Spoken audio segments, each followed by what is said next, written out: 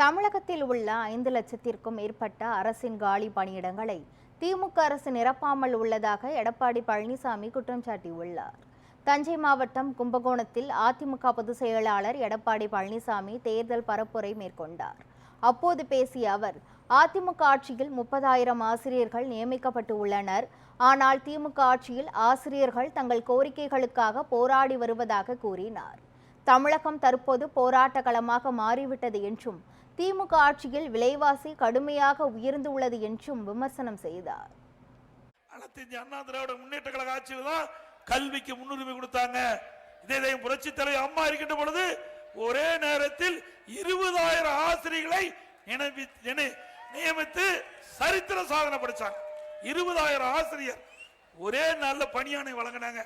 இப்படி சரித்திரத்தை திமுக ஆட்சியில பண்ணாங்களா? இன்னைக்கு ஆசிரியர்கள் போராட்டம் பண்ணிட்டு இருக்கிறாங்க. இன்னைக்கு பகுதி நேர ஆசிரியர்கள் திராவிட முன்னேற்ற கழக ஆட்சிக்கு வந்தா பகுதி நேர ஆசிரியர்களை நிரந்தர ஆசிரியராக நியமிப்போம் என்று வாக்குறுதி கொடுத்து விட்டு அந்த மக்களுடைய வாக்குகளை பெற்று ஆட்சிக்கு வந்த பிறகு அந்த மக்கள் போராடி கொண்டிருக்கிறாங்க. பகுதி நேர ஆசிரியர்கள் போராடி கொண்டிருக்காங்க. கைது பண்ணி இப்போ விட்டுருக்கிறாங்க. இப்படி மக்களை ஏமாற்றுகிற அரசு தேவையா? இன்றைக்கு இந்த ஆட்சியில எல்லாரும் போராடுறாங்க.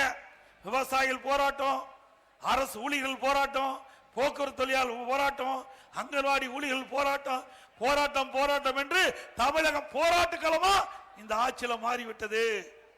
இந்த ஆட்சியில மக்களுக்கு எந்த நன்மையும் கிடைக்கல. இன்னொன்னு, திராவிட முன்னேற்ற கழக தேர்தல் அறிக்கையில் குறிப்பிட்டாங்க, திராவிட முன்னேற்ற கழக ஆட்சிக்கு வந்தா தமிழ்நாட்டில் 5.5 லட்சம் காலி பணியிடங்கள் இருப்பதாக தெரிவிச்சாங்க. 3 லட்சம் அரசு சார்ந்த பணி, 2 லட்சம் அரசு சார்ந்த பணி, அரசு ஊழியர்கள் 3 லட்சம், ஆக 5 லட்சம் காலி பணியிடங்கள் இருக்கின்றன, அனைத்து நிரப்பப்படும்.